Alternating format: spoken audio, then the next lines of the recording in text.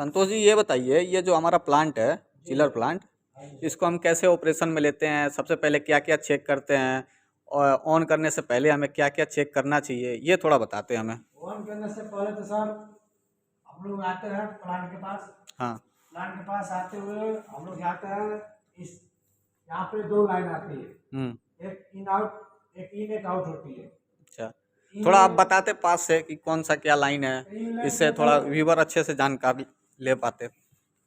ये है हमारा इनलेट लाइन। अच्छा। इनलेट लाइन में कहीं कहीं बटरफ्लाई वाल्व या गियर वाल्व लगाया जाता है। अच्छा।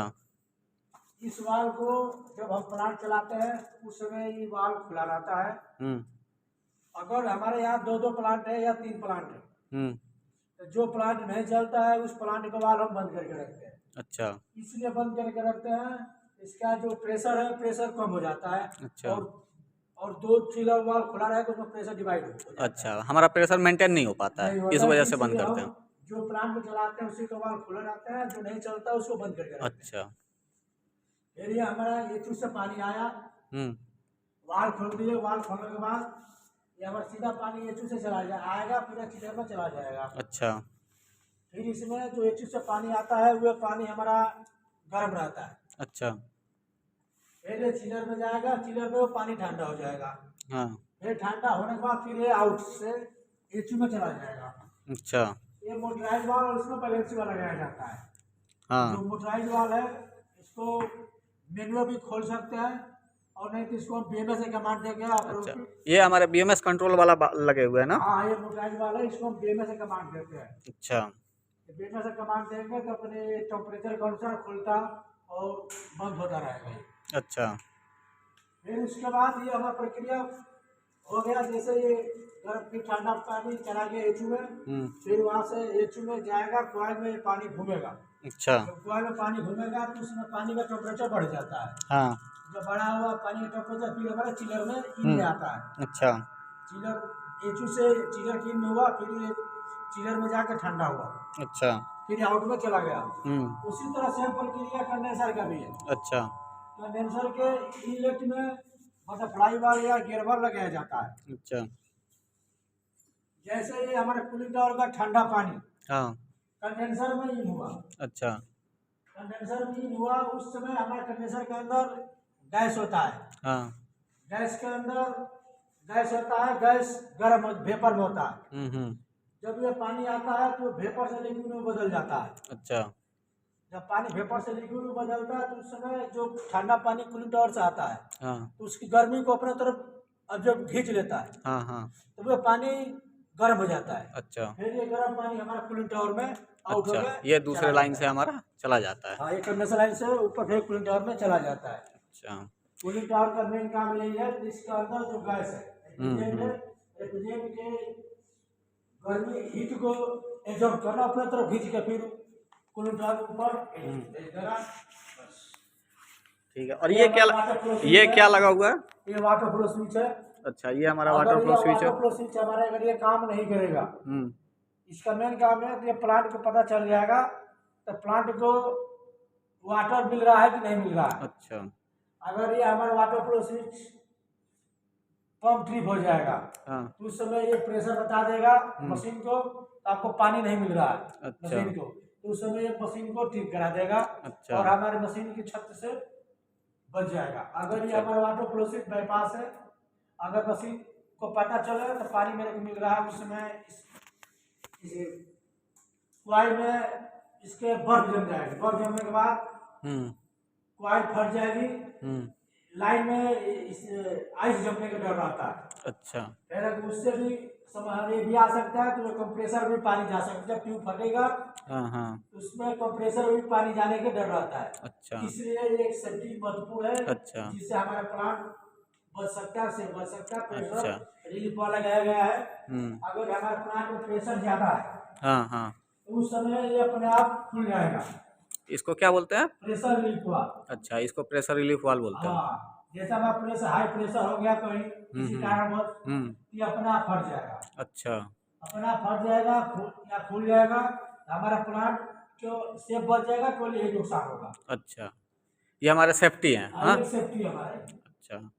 फिर तो ये हमारा बहुत बड़ा सेफ्टी है, हाँ, प्रेशर रिलीवर। सर ये तो वाटर फ्लो स्विच भी है, वो भी कंप्रेसर वो काम नहीं करेगा अगर प्लांट में कंटिन्यू चल रहा है।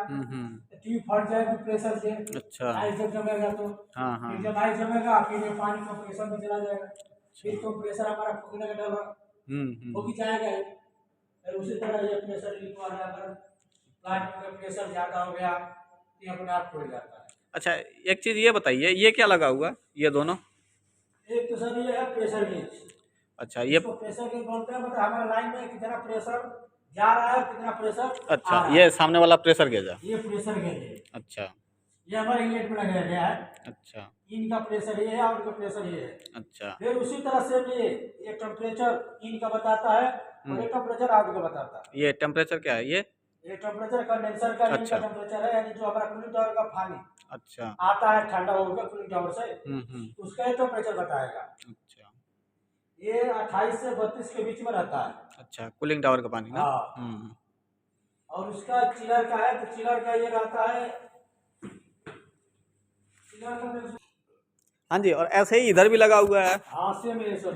तो इसका क्या काम है? ये कितने टेम्परेचर पे रहता है? दोनों टेम्परेचर बताएंगे और दोनों प्रेशर बताएंगे अपना लाइन का। अच्छा ये इनका टेम्परेचर बताएगा या आउट का टेम्परेचर बताएगा। अच्छा। ये इनका प्रेशर बताएगा या आउट का प्रेशर बताएगा। अच्छा। अब ये जब ये चिलर है, जब चिलर फुल लोड पर चलता है तो उस समय अभी जब प्लांट स्टार्टिंग हम शुरू करेंगे तो इसका टेम्परेचर मशीन के ऊपर निर्भर करता है। अच्छा। लोड के ऊपर। अगर फुल लोड पर चलेगा, स्टार्टिंग में अभी चला दें तो 15-20 चलता है। अच्छा। अगर लोड कम हो जाए 15-10 आ जाता है। अच्छा। और लोड कम हो जाए 12-8 आ जाता है। अच्छा। और लोड कम हो जाए 10-7 आ जाता है। अच्छा। और ये नीचे क्या लगा हुआ है कि ये चीज? ये तो ड्रेन का पॉइंट है सर। इससे यहाँ से अगर हमारे चिलर में कोई दिक्कत हो गई तो वहाँ से मैं ये बटरफ्लाई मैं चिलर को ड्रेन कर देता हूँ। अच्छा।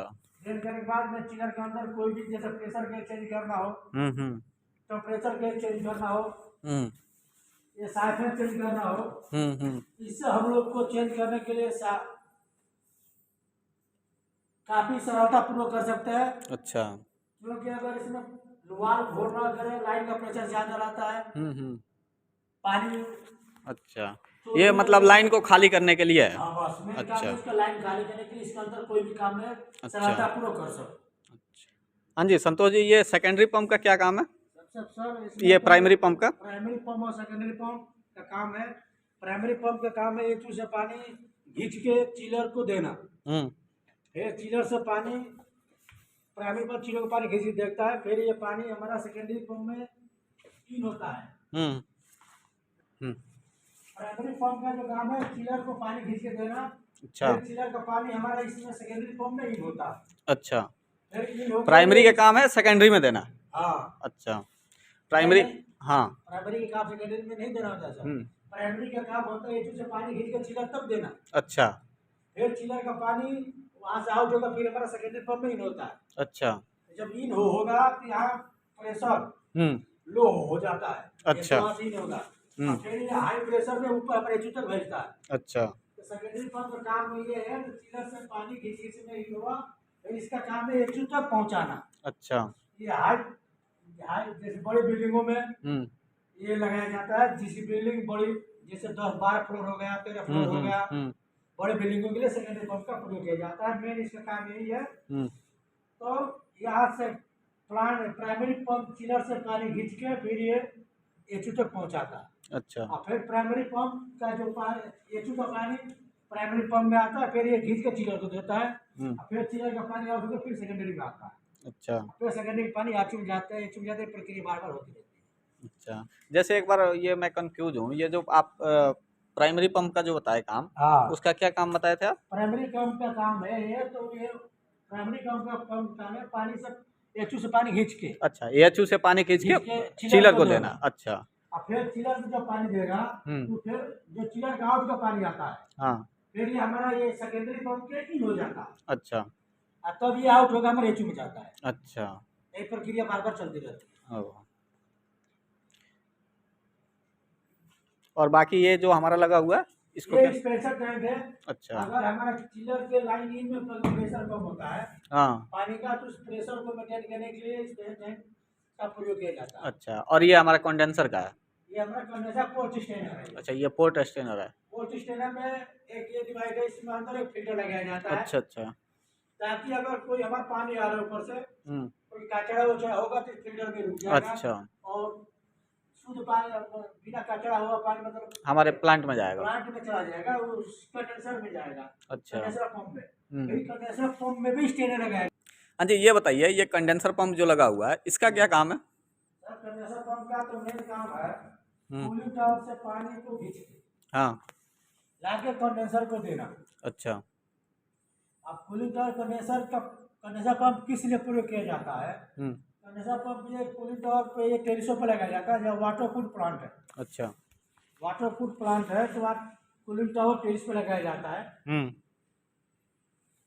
कूलिंग टावर का जो पानी हीट होता है, हाँ। बहुत जगह पोस्ट स्टेनर लगाया जाता है, पोस्ट स्टेनर नहीं लगाया जाता है। अच्छा। यहाँ पे पोस्ट स्टेनर लगाया गया है, प्लांट नहीं लगाया गया। हाँ जो कूलिंग टावर का पानी हमारा वहाँ से आउट हो रहा है, हाँ। कूलिंग टावर का, इसमें आके इन हो जाएगा। अच्छा, इसमें आएगा पोर्ट स्टेनर आ में। गया। हाँ। इसके बाद फिर हमारा ये कंडेंसर पंप में इन हुआ। अच्छा कंडेंसर पंप में इन हुआ, कंडेंसर पंप में एक वाई स्टेनर लगाया जाता है। अच्छा, ये हमारा सामने वाई स्टेनर लगा हुआ है। हाँ इसके अंदर एक जाली होती है, हाँ। फिल्टर। फिल्टर इसलिए लगाया जाता है, इसके अंदर जो डस्ट है पानी के अंदर, हाँ। तो डस्ट यही छट जाएगा और शुद्ध पानी यानी बिना कचरा वाला या डस्ट वाला हमारे कंडेंसर को चला जाता है। अच्छा, ये हमारे कंडेंसर लाइन में चला जाएगा, इसमें चला जाएगा। ये हमारा पानी आउट हो गया, कंडेंसर से आउट हुआ, लेकिन ये हमारा कंडेंसर में आके, कंडेंसर पंप में आउट हुआ, कंडेंसर में आके हमारा इन हो गया। अच्छा। क्योंकि ये ऑपोजिट होता है। ओ। कूलिंग टावर का आउट हमारा चिलम मशीन में आके इन हो जाता है। अच्छा। फिर यहाँ हमारा ये टेम्परेचर कम हुआ पानी का, जैसे कूलिंग टावर का मेन काम है पानी को ठंडा करना। हाँ। इसमें ठंडा करने के बाद हमारा ठंडा पानी कंडेंसर में हो गया। फिर यहाँ से इन हुआ, इसका कंडेंसर का सेल और ट्यूब होता है। हाँ। तो सेल में गैस होता है, ट्यूब में पानी होता है। जब ट्यूब में पानी घूमता है, जो सेल होता है, सेल में गैस होता है।